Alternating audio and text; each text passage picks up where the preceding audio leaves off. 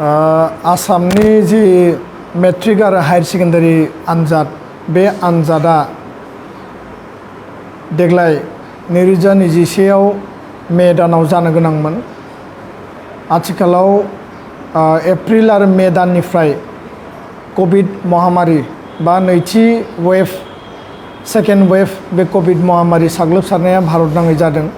आरो विश्वनि गुबुन गुबुन हादरावबो जादों। आसामावबो बिनि जि साग्लोबसारनाय बे साग्लोबसारनाया दिनै गोबां बांबाय आरो लासैनो एसे खमायदोंब्लाबो नाथाय बिनि जि इनफेक्शननि जि रेट बे रेटआ दाबो गोबां खम जाबाय होननानै जों साननो हाया आरो बेखायनो 3,000नि गोजौआव दासिमबो बिनि इनफेक्टेड रेटआ दैलि रेटआ फैगासिनो दङ आरो बिनि थैनायनि संख्यायाबो दिनै दङ। दा बेबायदि थासारियाव जोंनि जायफोर क्लास 10 आरो क्लास 12 मेट्रिक आरो हायर सेकेन्डारि होनो गोनां फरायसा फरायसुलि बिथांमोना मिजिं थिदोंमोन जे मे दाननि 11 आरो 12आव बे आनजादा जागोन आरो जोंनि फरायसा फरायसुलिया देग्लाय मेट्रिक आरो हायर सेकेन्डारि आनजादखौ होनो थाखाय जथेस्थ' खस्थ' खालामनानै बिथांमोना फरायगासिनो दङ आरो बिथांमोना जथेस्थ' खस्थ' खालामदों। कभिड महामारियाव गावनि देहाखौ जोथोन लाखिनानैब्लाबो साफ्रोमबो जोंनि स्टुडेन्टफ्रा फरायनायनि जि गावबा गावनि जि हाबाफारि बेखौ मावफुंगासिनो दङमोन। नाथाय गोबां खेब सावरायनाय जाबाय दुलाराय बर' फरायसा आफाद, आसाम फरायसा आफाद, बर' थुनलाइ आफाद, आसाम साहित्य सभा आरो गुबुन गुबुन आफाद, सोलोंथाइ बिफाननि अफिसार, हेल्थ डिपार्टमेन्टनि अफिसार, सेबा आरो काउन्सिलनि चेयारमेन आरो आसामनि जि सोलोंथाइ मन्त्रि डक्टर रनेश पेगु बिथांजों खेबनै सावरायनाय जाबाय, सेबाजों खननै खनथाम सावरायनाय जाबाय आरो बेयाव आसाम सरकारा बुंदोंमोन जे आनजादा जागोन, आनजाद खुंनायनि बिकल्प लामा गैया। कभिड महामारिया खमायनाय लोगो लोगोनो आनजाद खुंनायनि थाखाय जोङो कमप्लिटलि रेडि बे बाथ्राखौ सेबा आरो काउन्सिला फोरमायदों आरो बे बिथिङाव सेबा आरो काउन्सिला जिहेतु बुंबाय आनजादनि उल्था बा आनजादनि अल्टारनेटिभ कुनु लामा गैया, माने इभालुएसन खालामनायनि थाखाय, नम्बर होनायनि थाखाय, मार्कशिट होनायनि थाखाय। दा बेखायनो दुलाराय बर' फरायसा आफादा फरायसा फरायसुलिनि इयुन भबिष्यतखौ नोजोर लाखिनानै बिथांमोननि जिउनि जि आवगायलांनांगौआव गावबा गावनि केरियारखौ जेरैबायदि दानांगौ बे दानांगौनि बेलायाव जाहाथे बिथांमोना मोजां मार्क्स मोनो, मोजां नम्बर मोनो, मोजां केरियार मोनो, बे गासैबो बाथ्राखौ बिथा खालामनानै आनजाद खुंनायानो बेटार आरो बे आनजादखौ कभिड महामारिया खमायनाय लोगो लोगो खुंनांगोन आरो बेखायनो मे दाननिफ्राय दुलाराय बर' फरायसा आफादा आसाम सरकार, काउन्सिल आरो सेबा बिफानारिफोरजों रायज्लायदों आरो सावरायनानै आसाम सरकारा जिहेतु बुंबाय आनजाद खुंगोन, दुलाराय बर' फरायसा आफादाबो बुंदों जे आनजाद खुंनायानो मोजां, जिहेतु आनजाद खुङोब्लासो नोङो गुबै बेसेबां नम्बर मोनगोन। जोंनि मेरिट स्टुडेन्टफ्रा जि सिमां लानानै लेखा फरायदों मेट्रिक आरो हायर सेकेन्डारिखौ जेरैबायदि होनायनि उनाव इउनिभार्सिटि लेभेलाव एडमिसन लानाय, दिल्ली इउनिभार्सिटि बा गुबुन गुबुन इउनिभार्सिटि, आसामनि गुबुन गुबुन कलेजाव बा all India entrance exam, medical engineering आरो गुबुन गुबुन जिखिनि एलाइड एन्ट्रेन्स बादायारि आनजादफोर दङ बेयाव होनो गोनां साख्रि बाख्रियाव जाहाथे बिथांमोना बन्सित जाया, मोजां नम्बर मोननानै इयुनाव साख्रि बाख्रि मोननो हायो। बे पुलिसावनो जा बा टेट आनजादानो जा आरो गुबुन गुबुन जिखिनि बिथिंफोर दङ बे गासैखौबो नोजोर बोनानै मेट्रिक आरो हायर सेकेन्डारिनि जि नम्बर बे नम्बरा माने सासे फरायसा फरायसुलिनि जिउआव बेसेबांबा बेसेन गोसा आरो बेसेबांबा ओंथि गोनां। दा बेखायनो आसाम सरकारा बुंबाय कभिड महामारियाव जों गासैबो साबजेक्टनि आनजाद लानो हाया, जोङो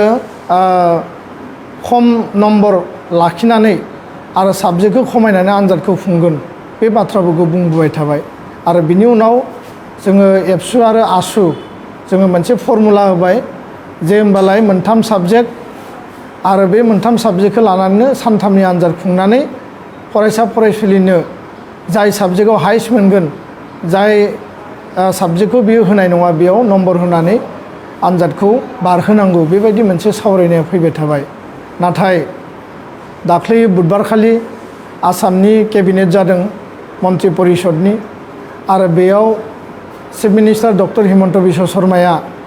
आसामनि हेल्थ डिपार्टमेन्टनि मन्त्रि आरो हेल्थनि अफिसारफोरखौ लिंनानै जे जायफोर मेट्रिक आरो हायार सेकेन्डारि होगोन बे बैसोनि जोंनि फरायसा फरायसुलिनि बेसेबां संख्या कभिड महामारिजों इनफेक्टेड जादों बिनि जेला हिसाब डाटा बे मन्त्रि परिषदनि केबिनेट मिटिङाव डिसप्ले खालामनाय जाबाय प्रेजेन्टेसन खालामनाय जाबाय होमब्लानिया मोनसे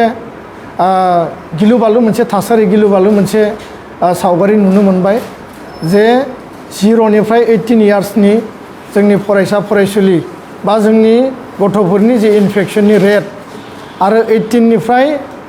18 इयार्सनि जि इनफेक्शननि रेट बे इनफेक्शननि रेटआ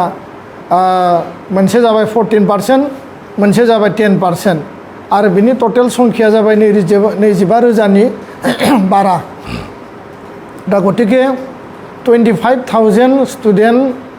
बा बे बैसोनि जोंनि जायखिजाया माने सुबुङा मे आरो जुनाव इनफेक्टेड जादों आरो बिथांमोना बे जब्रायाव गोलैनो गोनां जादों। दा बे मोनसे गिख्रंथाव थासारि आरो बे गिख्रंथाव थासारिखौ नोजोर बोनानै हेल्थ डिपार्टमेन्टआ दाख्लै बुधबारनि केबिनेट मिटिं आरो मैया आसामनि सोलोंथाइ मन्त्रि डक्टर रनज पेगुनि मासि लानायाव एबसु आसु आरो गुबुन गुबुन आफादफोरखौ लिंनानै जि सावरायबाय बे सावरायनायावबो सेम प्रेजेन्टेसनखौ हेल्थनि प्रिन्सिपाल सेक्रेटारिया जोंनो होदों आरो बिनिफ्राय बिथांमोना स्पष्टयै बुंबाय जे कुनु कारनाव जुलाइ आरो आगस्ट दानाव आनजाद खुंनो हानाय परिबेस गैया बा जुलाइ दानाव आनजाद खुंनो हाया। आनजाद खुङोब्ला 25,000आ इनफेक्टेड जानानै दङ जिहेतु बे आनजाद होनो गोनां फरायसानि अनजिमाया 4,40,000 मेट्रिकआव 2,50,000 हायार सेकेन्डारियाव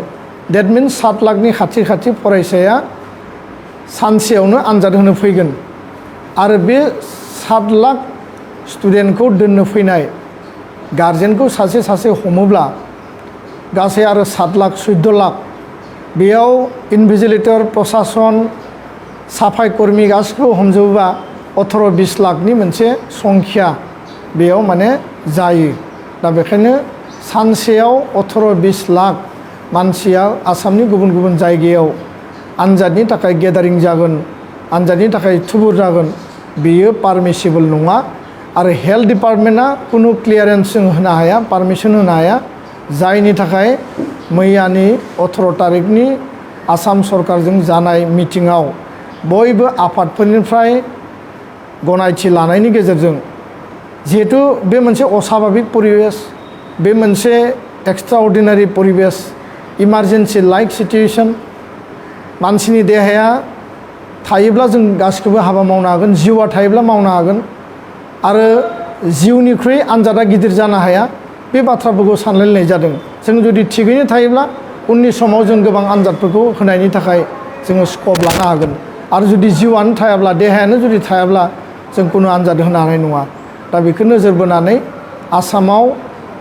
CBSEआ जेरै एग्जाम केन्सेल खालामबाय, भारतनि गुबुन गुबुन स्टेट बर्डआ जेरैबायदि एग्जामखौ केन्सेल खालामबाय,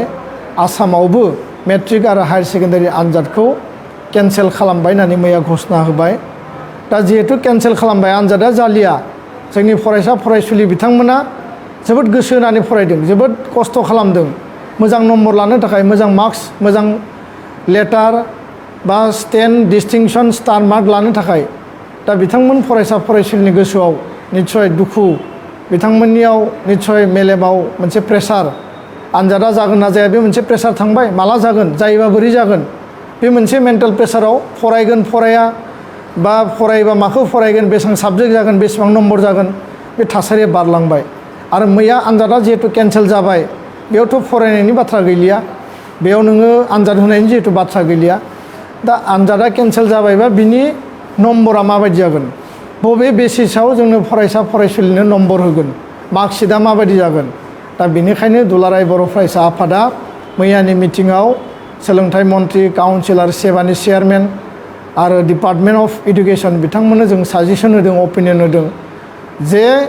फरायसा फरायसुलिया जोबोद मेन्टेल प्रेसाराव दङ, गार्जेना मेन्टेल प्रेसाराव दङ आरो बे परिबेसखौ जों उदां खालामनांगोन दा बेखायनो गोख्रैनो मोनसे कमिटि दानांगौ आरो बे कमिटिखौ जेला जोङो प्रेस खालामबाय दानो थाखाय खावलायबाय मेट्रिकनि थाखाय हायार सेकेन्डारिनि थाखाय आलादा आलादा मोननै कमिटि दिनै नटिफिकेसना ओंखारगोन बेनि उनाव बे कमिटि मोननैया सप्ता खनसेनि गेजेराव मडेलिटि बा बिनि फर्मुलाखौ तयार खालामगोन जे मा भित्तियाव बेसेबां नम्बर होगोन नम्बरखौ माबादि होगोन जेरै CBSE आ बुंदों सुप्रिम कर्टआव बिथांमोना तथ्य साबमिट खालामदों क्लास 12 हायार सेकेन्डारि फाइनालनि रिजाल्ट होनो गोनाङाव बिथांमोना हिसाब लादों जे मेट्रिकनि 30% फार्स्ट इयार हायार सेकेन्डारिनि 30% आरो सेकेन्ड इयारनिफ्राय प्रेक्टिकेल माबा माबि बिदि इन्टारनेल एसेसमेन्ट लानानै 40% बेजों रिजाल्टआ डिक्लेयार जागोन दा आसामनि बेलायाव मोननै बाथ्राखौ स्पष्टयै बुंदों जे सप्ता खनसेनि गेजेराव मडेलिटिया तयार जानांगोन आरो 31 जुलाइनि सिगां बे जि माने रिजाल्ट बे रिजाल्टआ क्लियार जानांगोन जिहेतु 1 तारिखनिफ्राय all India level entrance exam medical इन्जिनियारिंनि बेयाव जागोन आरो गुबुन गुबुन इउनिभार्सिटि कलेजाव एडमिसना जागोन दा बेखायनो जिहेतु रिजाल्टखौ डिक्लेयार खालामगोन जोंनि एक्सपार्ट कमिटि जायफोर इडुकेसनिस्टखौ लानानै दागोन बिथांमोना बबे आधाराव रिजाल्टखौ तयार खालामगोन मा फर्मुला मा मडेलिटि होगोन बे बाथ्राखौ लानानै फरायसा फरायसुलिनि गोसोआव जथेस्थ' साननाय फैगोन जोंनि जायफोर जोबोद एडभान्स स्टुडेन्ट जायफोरा माने मेरिटरियास स्टुडेन्ट बिथांमोना सानगोन जे आं मोजां नम्बर मोनगोन ना मोना आंनो माबायदि नम्बर होगोन आनजाद होयोब्ला आङो 98 99 100 मोनगौमोन दा जिहेतु आं आनजाद होलिया आंखौ माबायदि एसेसमेन्ट खालामगोन बोरै केलकुलेसन खालामगोन आरो बेबायदि परिबेसाव जोंनि फरायसा फरायसुलिनियाव गोबां सिन्ता गोबां थासारि गोबां जेंना आरो बिथांमोना नार्भास जानो हानाय बेखायनो जोङो स्पष्ट बुंनो नागिरदों जे नम्बर बानायनो हानाय माखासे जोंनियाव दाबो आधार माखासे डकुमेन्ट माखासे रेकर्ड दङ जेरै मैयानि डिसकासनाव जोङो रायखांदों गोबां फोरोंगिरिजों जों डिसकास खालामबाय आरो बेयाव जों तथ्य मोनदों जे क्लास 9नि रिजाल्टनि सायावबो एसे 20-30% जों लानो हायो बे 1 नम्बर 2 नम्बराव जुदि जोङो हानहरो 2 नम्बराव जाबाय मोनफ्रोमबो स्कुलानो माने मेट्रिक गोनां फरायसुलिफोरनि थाखाय साइन्स मेथ्स ससियेल साइन्स आरो इंलिस मोनब्रै साबजेक्टआव 10 नम्बर मार्क्स होनानै अलरेडि बे मार्कआ सेबायाव रेकर्डेड जानानै दङ बे मोनसे आधार 3 नम्बरा जाबाय गोबां स्कुलानो एकाडेमिक काउन्सिलनि गेजेरजों बा गाव निजायैनो डिसेम्बर आरो जानुवारियाव 50 नम्बर आरो 100 नाम्बार आरो 50 नाम्बारनि आनजाद खुंदों बे आनजादाबो मोनसे बेसिस जानो हायो दा बेखायनो 10 नम्बरा जोंनि थाखाय मोनसे बेसिस 50 आरो 100 नम्बर टेस्ट आनजाद खुंनाया मोनसे बेसिस आरो क्लास 9नि रिजाल्टआबो जोंनि मोनसे बेसिस दा बबेखौ माबायदि लागोन बे कमिटिया बेखौ डिसाइड खालामगोन कमिटिया बेखौ थिग खालामगोन दा बेखायनो जायफोरा आनजाद होआखै गोबां स्कुला आनजाद खुङाखै गोबां स्कुलनियाव गोबां स्टुडेन्टनियाव तथ्य गैया 4,40,000 आनजाद होगोन नाथाय बिनिनो 3 लाखा रेगुलार 1,40,000 इरेगुलार जायफोर प्राइभेटै बे कमिटिया थिग खालामगोन हायार सेकेन्डारिनि बेलायाव 11/2/2011 थांनाय फेब्रुवारि दानाव गासिबो स्कुल आरो कलेजफोरखौ हायार सेकेन्डारिफोरखौ टेस्ट आनजाद लानो थाखाय खावलायदोंमोन नाथाय गोबाङा लादों गोबाङा लायाखै दा जायफोरा लादों बिसोरनि तथ्यआ दङ जायफोरा लायाखै बिसोरखौ मा खालामगोन फारसेथिं नोङो प्रेक्टिकेल साइन्सनि बेलायाव गुबुन गुबुन साबजेक्टनि बेलायाव बे प्रेक्टिकेलनि मार्क्सफोरा जमा जानानै दङ दा बेखायनो आनजाद होनाय आनजाद होयै आरो मा लेभेलाव जोंहा मौजुद दङ मार्क्सफ्रा बे गासैखौबो केलकुलेसनाव लानानै जोंनि जि एक्सपार्ट कमिटि जाय इडुकेसनिस्टफोरखौ दानानै दिनै होगोन बे इडुकेसनिस्टफोरा सप्ता खनसेनि गेजेराव मडेलिटि तयार खालामगोन आरो बे मडेलिटिखौ लानानै फैबाय थानाय 31 जुलाइनि सिगां रिजाल्टआ क्लियार जागोन आरो बेयाव दुलाराय बर' फरायसा आफादा मोनसे बाथ्राखौ जों स्पष्टयै बुंदों जे जोंनि फरायसाफ्रा कुनु कारनाव बन्सित जानो मोना बिथांमोननि मेलेमाव ओरैबायदि साननाय फैनाङा जे आं नम्बरखौ खम मोनबाय आनजाद होयोबा बारा मोनगौमोन आं दा खम मोनबाय दा बेखायनो फरायसा फरायसुलिनि सार्थ बिथांमोननि इन्टारेस्ट बिथांमोनखौ बोरै मुलाम्फा होनो हायो बांसिन नम्बर बोरै होनो हायो बेखौ नोजोर लाखिनानै केलकुलेसन इभालुएसन आरो एक्सपार्ट कमिटिनि मडेलिटिया बेबायदि जानांगौ बे बाथ्राखौ जों सोलोंथाइ मन्थ्रि सेबा आरो काउन्सिलनो जों फोरमायदों आरो खुनु कारनाव रावबो फरायसाया जाहाथे बन्सित जाया साख्रि बाख्रिनि बेलायाव मेडिकेल इन्जिनियारिंनि बेलायाव बा हायार लेभेलाव कलेज लेभेलनि एडमिसननि बेलायाव बे जाहाथे कुनु जेंना जाया बिनि थाखाय मेट्रिक आरो हायार सेकेन्डारिनि जे रिजाल्ट दङ बे रिजाल्टखौ